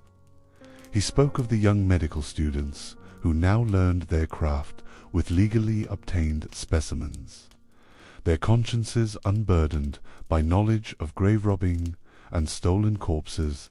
They were better men than we were, he said quietly, but I wondered if they understood the true cost of their education, the price that others had paid to make their clean learning possible. The Anatomy Act of 1832 had indeed reformed the supply of cadavers, but it had not erased the moral complexities of medical education. The bodies now came with legal sanction, but they still came disproportionately from the poor, still represented a form of conscription into service that would never be applied to the wealthy. The legislation had made the system more orderly, but not necessarily more just. Yet the knowledge accumulated, the healing arts advanced, and the benefits flowed outward into society in ways that the original resurrection men could never have imagined. The stolen bodies of Edinburgh's poor contributed to medical understanding that would eventually serve the health needs of rich and poor alike. The violations committed in those midnight graveyards enabled discoveries that transcended the class boundaries that had made such violations possible. I watched the transformation of medical education itself. As the 19th century progressed, the desperate improvisation of the resurrection era gave way to systematic instruction, proper facilities, and regulated supply of cadavers. What had once been conducted in shadowy secrecy became open scientific inquiry, supported by public funding and governed by professional standards. The modern teaching hospitals that emerged in the latter part of the century represented a kind of redemption of the earlier period's moral compromises. These institutions served the poor as well as the wealthy, offering medical care to those who had once been seen primarily as sources of anatomical specimens. The knowledge gained from their dead ancestors now served to heal their living descendants. The resurrection men themselves faded into history, their peculiar profession rendered obsolete by legal reform and changing social attitudes. Some, like Morrison, found legitimate employment in the medical institutions they had once served through illegal means. Others simply disappeared back into the working classes from which they had emerged, carrying their secrets to ordinary graves that would never be disturbed by midnight visitors. But their legacy persisted in the character of the medical profession they had helped to create. The physicians trained during the Resurrection era carried forward a particular understanding of their calling. They knew, as few before or since, the true cost of medical knowledge. They had seen how desperate the need for anatomical understanding could become, had witnessed how far society would go to advance the healing arts. This knowledge shaped their practice in subtle but important ways. They wasted less, presumed less, appreciated more deeply the privilege of medical knowledge and the responsibility it entailed. They understood that every patient represented not just a case to be solved, but a person, whose dignity must be preserved even in the extremity of illness or the inevitability of death. I remember observing Dr. Knox in his final years, long after the scandal of Burke and Hare had faded from public memory. He continued to teach anatomy, but his methods had evolved. He spoke to his students not just about the technical aspects of human structure, but about the humanity of their specimens, the respect owed to those who served medical education even in death. The dissection rooms themselves became more reverent places. The casual disregard that had sometimes characterized earlier anatomical education gave way to something approaching ritual solemnity. Students learned not just to cut and examine, but to approach their work with the gravity befitting men who held the bodies of the dead in trust for the benefit of the living. The transformation was not complete or universal medical education. Like all human enterprises, remained imperfect, sometimes callous, occasionally corrupt, but the era of the resurrection men had taught lessons that echoed through the centuries that followed, reminding each generation of physicians that their knowledge came at a cost and carried with it obligations that extended beyond mere technical competence. In the grand sweep of medical history, the resurrection era occupies a peculiar place at time when the nobility of healing was built upon foundations that were anything but noble, when the advancement of human knowledge required the violation of human dignity. It was a period that revealed both the best and worst of human nature, the heights to which scientific curiosity could soar, and the depths to which it might descend in pursuit of its goals. The modern physician, working in air-conditioned hospitals with advanced imaging technology and sophisticated diagnostic tools, stands upon a pyramid of knowledge whose foundation stones were laid by grave robbers and troubled students in the cold anatomy theaters of another age. The clean, bright halls of contemporary medicine echo still with the whispers of those midnight harvests, the desperate transactions that fed the hungry schools of healing. Every successful surgery, every life saved, every advance in medical understanding carries within it some small measure of redemption for those dark years when knowledge was purchased with violated rest and troubled consciences.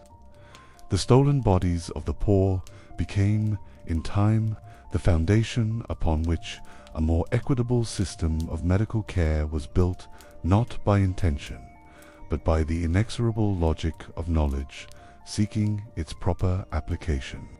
The resurrection men sleep now in unmarked graves, their names forgotten, their crimes absorbed into the larger story of human progress.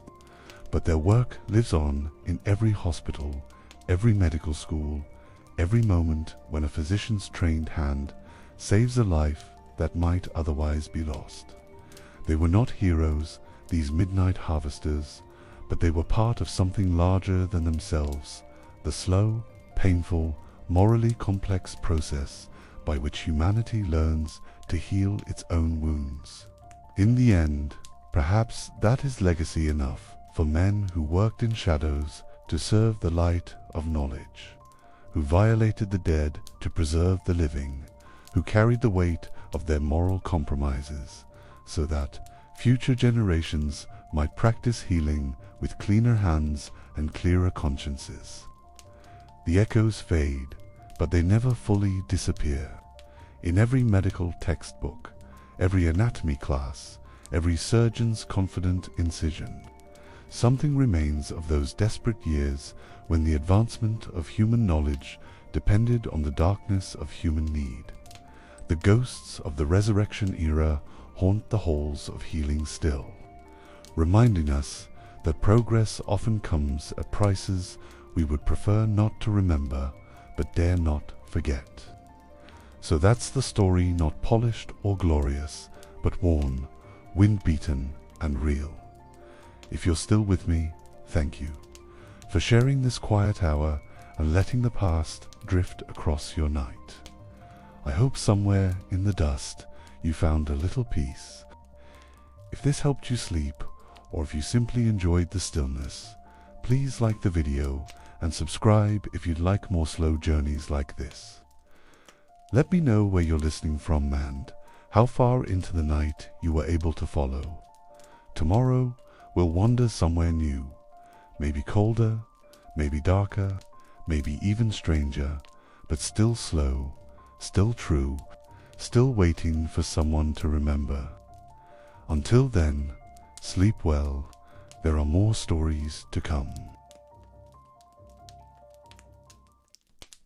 I remember the way grief changed in those days, the way death itself became something to fear, not just for the living left behind, but for the dead who could find no peace in their graves. There was a woman named Margaret Thornley. I can still see her face, pale and drawn, standing at the edge of Whitechapel Cemetery in the autumn of 1827. The leaves had turned that particular shade of brown that speaks of endings, and they rustled underfoot with each hesitant step she took toward her husband's grave. Thomas had been dead 3 weeks. 3 weeks since the consumption finally claimed him, 3 weeks since she'd kissed his cold forehead and whispered her final goodbye. But now she stood frozen at the cemetery gate, her fingers white-knuckled around a handful of wilted flowers. Because death, you see, was no longer the end of worry. Death had become the beginning of a new and terrible anxiety that gnawed at the hearts of every grieving soul in London. The morning fog clung to the headstones like shrouds, and Margaret could smell the damp earth, rich and loamy, mixed with something else, ... something that made her stomach turn. The scent of disturbed ground, fresh digging where there should have been none. The groundskeeper, old William Hartwell, had tried to reassure her the week before. Just settling, Mrs., he'd said, his eyes not quite meeting hers. The earth, it settles sometimes. But Margaret knew better. They all knew better now. She remembered the stories, whispered in parlours over tea, shared in hushed tones at the market, passed along like contagion from neighbour to neighbour. Mrs. Ashworth's boy, barely 18 when the fever took him. His grave found empty just days after the funeral. The Pemberton family's patriarch, a respected merchant, his coffin discovered cracked open, its contents gone, nothing left but splinters of wood and the lingering smell of violated earth. The city had begun to hold its breath after dark. Families took to posting watches in cemeteries, sons and brothers huddled in the cold with lanterns and cudgels, their eyes scanning the shadows for signs of movement. But even the watchers could be bought ... or frightened away. The resurrectionists moved like ghosts through the night, leaving behind only broken earth and broken hearts. I can still feel the weight of Margaret's sorrow as she finally approached Thomas's resting place. The headstone stood straight and proper, carved with careful letters that spelled out his name, his dates, the simple inscription, beloved husband and father. But the ground around it, the ground told a different story. It was too neat, too freshly turned. The grass hadn't grown back properly, and there were footprints in the soft soil. Too many footprints for a grave that should have been visited only by mourners. She knelt then, her black dress spreading around her like spilled ink, and placed her trembling hand on the earth that should have held her husband's remains. The soil was cold, so terribly cold and loose beneath her fingers. She could feel the difference, the way the earth had been disturbed and hastily replaced. It was like touching a lie, like pressing her palm against deception itself. "Thomas," she whispered, and her voice broke on his name. "What have they done to you?" The wind picked up then, rustling through the bare branches overhead, carrying with it the sound of distant church bells marking the hour. But to Margaret it sounded like weeping, the collective grief of every family who had stood where she stood, wondering if their loved ones still rested in peace, or if they had been claimed by the midnight trade that fed the hunger of medical men. She thought of her children then, little Mary, only 12, who still asked when Papa was coming home, and young Robert, barely 8, who had nightmares about monsters coming to take him away in the dark. How could she explain to them that death offered no sanctuary? How could she tell them that even in their final rest, the dead were not safe from those who would use them for profit and learning? The tears came then, not the clean grief of mourning, but something uglier, more desperate.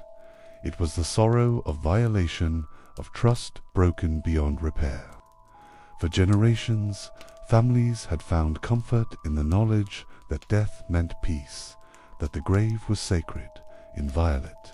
But now every funeral became an exercise in fear, every burial a gamble against the odds of midnight visitors with shovels and sacks. Margaret remembered her own mother's death, years before the resurrection trade had grown so bold. There had been sorrow then, yes, but also a kind of peace, a certainty that Mother rested quietly beneath the oak tree in the village churchyard, that her bones would lie undisturbed until Judgment Day, that comfort was gone now, ... stolen away by men who spoke of science and progress while they trafficked in the bodies of the beloved dead. She could hear voices then, approaching through the mist. A mother and daughter, both dressed in mourning clothes, walking slowly between the headstones. They paused at a grave 3 rows over, and Margaret watched as the older woman's face crumpled in recognition. Another empty grave, another family destroyed, not just by death, but by what came after. "They've taken him," the woman sobbed, her voice carrying across the cemetery like a wound made audible. "My sweet boy, they've taken him." The daughter wrapped her arms around her mother, but there was no comfort to be given. What words could ease such pain? What consolation existed for a grief that would never end, could never heal, because the source of it continued night after night in dissecting rooms across the city? Margaret rose slowly, her knees stiff from kneeling, her heart heavy with a sorrow that had no name. She looked once more at Thomas's grave, at the place where he should have been resting. ... and then turned away. The flowers fell from her numb fingers, scattering across the disturbed earth like tears made manifest. As she walked back toward the cemetery gate, she passed other mourners, other families whose eyes held the same hollow look of violation and loss. They nodded to each other in recognition of shared suffering, but no one spoke. What was there to say? They were all members now of a club no one wished to join. ... The families of the stolen dead. The fog began to lift as Margaret reached the street, but the chill remained, a cold that had settled into her bones and would never leave. She pulled her shawl tighter around her shoulders and began the long walk home, knowing that tonight, like every night since Thomas's burial, she would lie awake listening for the sound of shovels in the dark. Behind her, the cemetery settled back into its uneasy quiet, keeping its terrible secrets beneath the morning mist. And somewhere in the city, in rooms lit by candles and warmed by the fever of discovery, men bent over tables examining what had once been someone's father, someone's husband, someone's beloved son, the price of progress, they told themselves, the cost of knowledge. But they never had to look into Margaret Thornley's eyes, never had to see the scar that midnight anatomy had carved into her soul, deep and permanent as any wound left by the resurrection man's spade. The street was quiet now, the bustle of London delayed until the sun rose higher. Margaret moved slowly, her mind replaying every story, every warning, every whispered fear. She felt the emptiness of the city around her, the same emptiness that had stolen her husband's rest. She thought of Thomas's children, their innocent questions and nightly fears, and wondered how many nights they too would lie awake, imagining figures in the shadows. The theft of the dead as real as any childhood nightmare. And as she reached the corner where her home awaited, Margaret knew that the grief, the fear, the scar left by midnight anatomy would never fully leave her. It would remain a shadow cast long after the earth had closed over those taken, a lasting mark of a society that valued knowledge at a human cost. Inside her home, the morning light revealed the modest furnishings, the worn floors, the quiet remnants of daily life. Yet even here, Margaret felt the weight of the cemetery's truths pressing in, an invisible presence that made her household feel smaller, her grief larger. She prepared tea for her children, her hands steady but her mind adrift. Every clink of china reminded her of Thomas. Every breath of the morning air seemed tainted with the knowledge of what had been done to him. Outside, London continued its relentless rhythm. The city would not pause for grief, would not bend for sorrow. But Margaret's sorrow was a quiet rebellion, a persistent reminder that some costs could never be repaid, some wounds never fully healed. In her heart, Margaret carried a silent vow. She would remember, she would tell her children, they would tell their children, and the story of stolen graves, of midnight anatomy, would persist not as rumor, but as truth. And somewhere, far away, in the quiet streets of London, the city would continue to heal, slowly, painfully. But the scar of the resurrection trade, the mark left on families like Margaret's, would endure. It was a silent witness, a shadow cast long into the future, a testament to the price of progress. I remember the first time I stepped into Dr. Whitmore's Anatomy Museum, the way the silence seemed to press against my ears like water, thick and suffocating. It was 1831, and I was just a young medical student, barely 20 years old, still soft around the edges where the world hadn't yet worn me down. The museum occupied the entire third floor, its windows draped in heavy curtains that filtered daylight into something pale and ghostly. The air was thick with the sense of preservation and time. Suspended sweet formaldehyde mingled with older spirits and decay. Dr. Whitmore moved like a curator of shadows, his footsteps echoing on polished floors as he led students between tall glass cases. Each case was a window into mortality itself, human remains suspended in amber-colored fluid, eternal and silent. "Observe," he whispered, the perfect preservation of the digestive tract, ... Note the intricate detail of the small intestine, the delicate structure of the liver. I found myself looking at the labels beneath each jar, dates and descriptions, no names, no acknowledgement of lives once lived. The jars cast strange shadows, moving across walls like living things. Beauty and horror coexisted, delicate branching of blood vessels, perfect spirals of cochlea, intricate bones.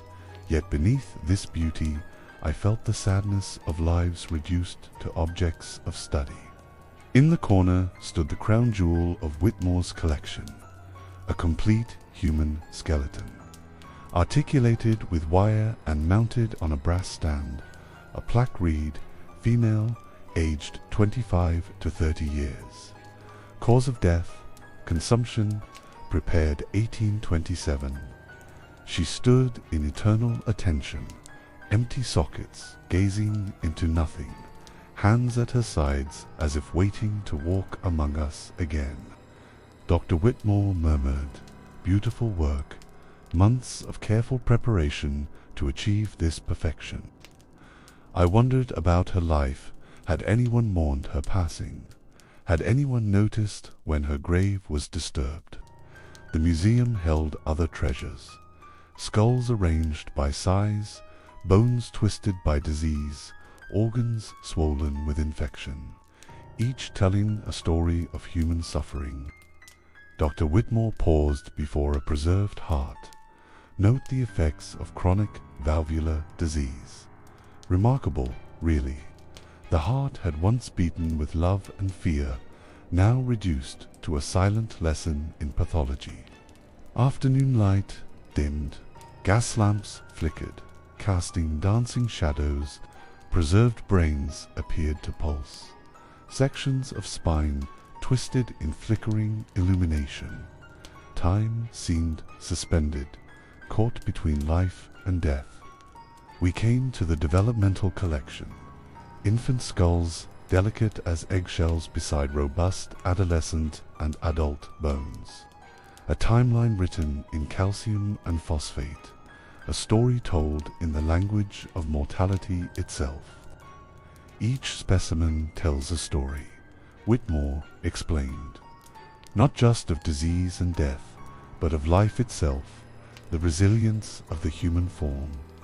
But what stories were silenced when these bodies were claimed by resurrection men? The museum existed in a strange moral space. Fruits of grave robbing transformed into instruments of learning. The original sin laundered through preservation and display, yet the bones remembered even if we preferred not to speak. As we prepared to leave, Whitmore paused before the young woman's skeleton, resting his hand on her shoulder blade. "She has taught thousands of students," he said quietly. "Her sacrifice advanced medical knowledge immeasurably." Sacrifice, but had she chosen this? Or had that decision been made for her by men with shovels and darkness? The museum fell silent again. Specimens caught forever between life and death, serving science while bearing the weight of their origins. I turned back for one last look at the skull and could swear I saw something in its empty sockets. Recognition or a silent accusation. The dead were watching as closely as we watched them. In the hallway outside, the normal sounds of the college seemed unnaturally loud. Inside, time had stopped. Preserved remains waited in chemical suspension, caught forever between life and death, carrying the weight of their origins. The Anatomy Museum was progress made manifest, proof of how far medical knowledge had advanced, but it was also a monument to a darker truth. The price of enlightenment was sometimes paid by those who never agreed to the transaction. I remember stepping out into the fading daylight, feeling the chill against my skin. The museum behind me seemed almost alive, its silent inhabitants holding their secrets close, and I wondered how much of knowledge is built on silent suffering. Even as I returned to daily routines, the images lingered. The preserved hearts, brains, and skeletons haunted my thoughts. Reminders that scientific discovery often carries a shadow. The museum's lessons were not just anatomical, they were moral. Every specimen reminded us of the cost of knowledge, the human lives that had been transformed into objects for study. I realized that each jar, each skeleton, carried its own story of tragedy and resilience, of life interrupted and repurposed for education. Dr. Whitmore's voice lingered in my mind. Each specimen tells a story, not just of disease and death, but of life itself. As I left the museum for the final time that day, the shadow of the collection followed me, a constant reminder of the fine line between scientific progress and moral compromise. Even now, years later, I return in my mind to those silent halls, hearing the whispers of the dead, feeling the weight of the lives whose lessons I carry forward. The museum was progress made manifest, a testament to human curiosity. Yet it carried the weight of every life that had been claimed in the shadows to create this knowledge. Sometimes, late at night, I imagine the faces of those who had been stolen from their graves, watching silently their gaze upon every student who dared learn from them. Their sacrifice was involuntary, yet it propelled medicine forward in ways no one at the time could have foreseen, shaping generations of physicians and patients alike. The moral questions lingered had.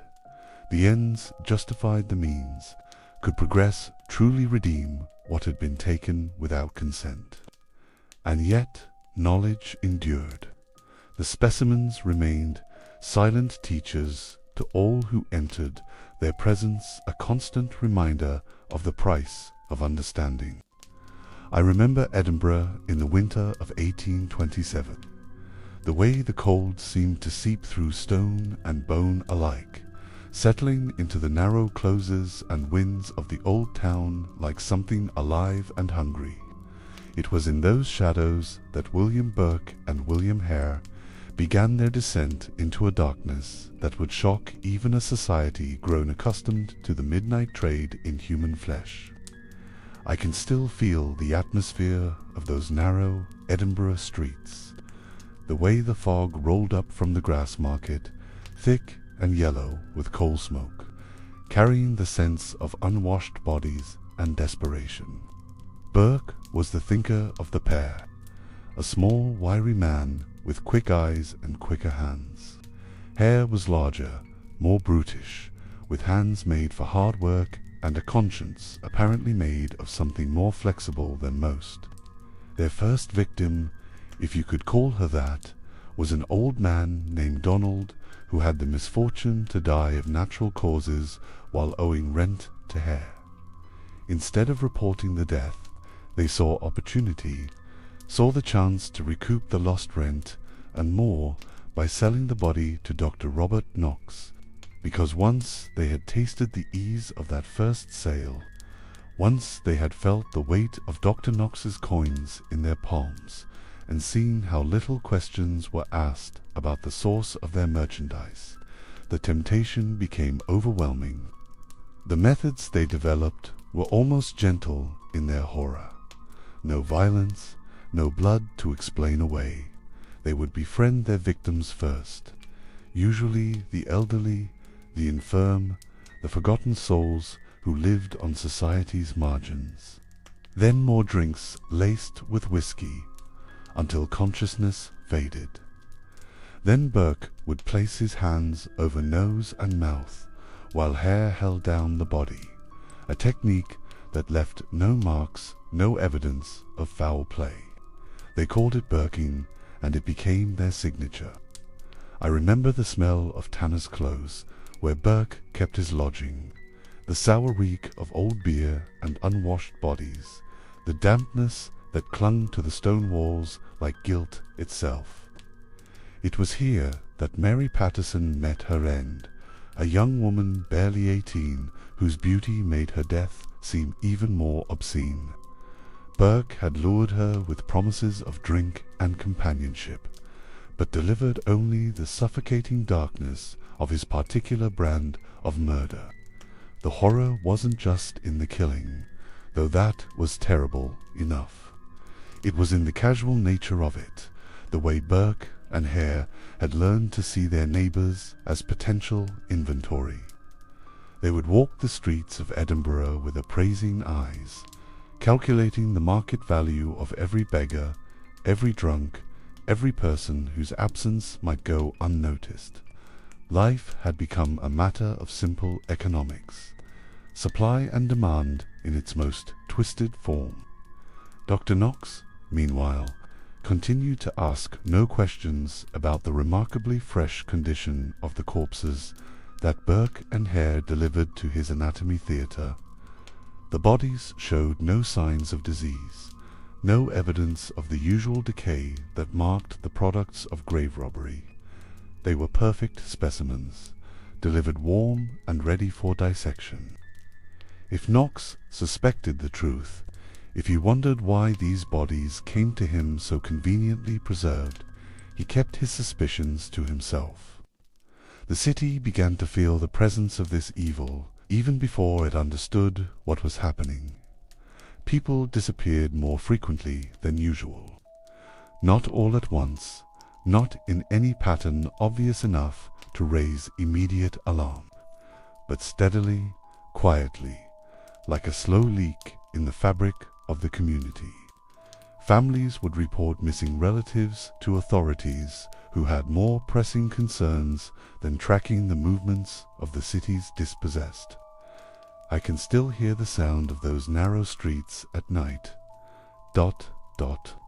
The echo of footsteps on wet cobblestone, the distant laughter from taverns, the occasional cry of a watchman calling the hour. But underneath it all was a new kind of silence. Dot, dot. The absence of voices that should have been there, the growing emptiness where lives had been quietly snuffed out for profit. The end came, as such things often do, through simple human error. Margaret Docherty, an elderly Irish woman, had been Burke's final intended victim. But the timing went wrong. The cover story fell apart, and neighbours began asking questions that couldn't be answered with lies and misdirection. When the authorities finally searched Burke's lodging, they found evidence of the crime, and slowly, terrifyingly, the true scope of the horror began to emerge. 16 people, the final count would show, 16 human beings murdered for the simple crime of being vulnerable in a city that had learned to prey upon its weakest residents. The trial, when it came, was a sensation that gripped not just Edinburgh, but all of Britain. The courtroom was packed with spectators, hungry for details of the crimes. Burke was found guilty and sentenced to hang, an irony not lost on anyone familiar with the origins of the resurrection trade. Hare, in exchange for his testimony against his partner, was granted immunity and disappeared into the anonymous masses of industrial Britain.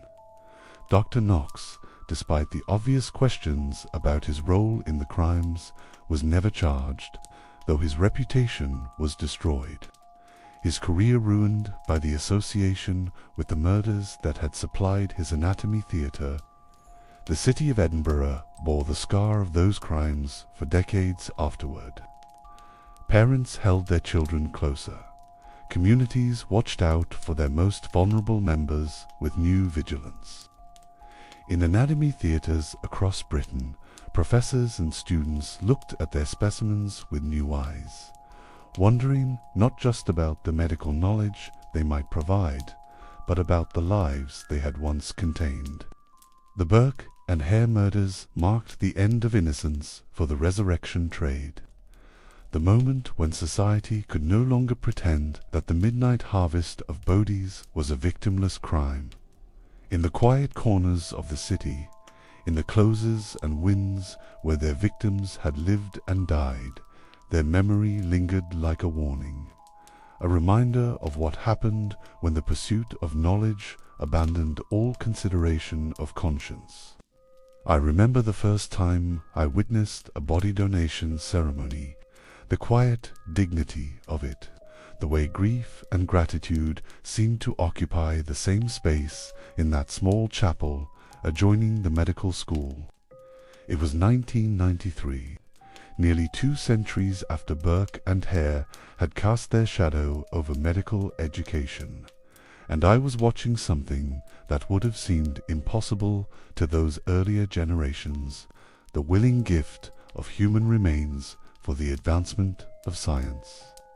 The family sat in the front pew, an elderly woman flanked by her adult children, all dressed in somber colors, carrying a pride I could almost touch.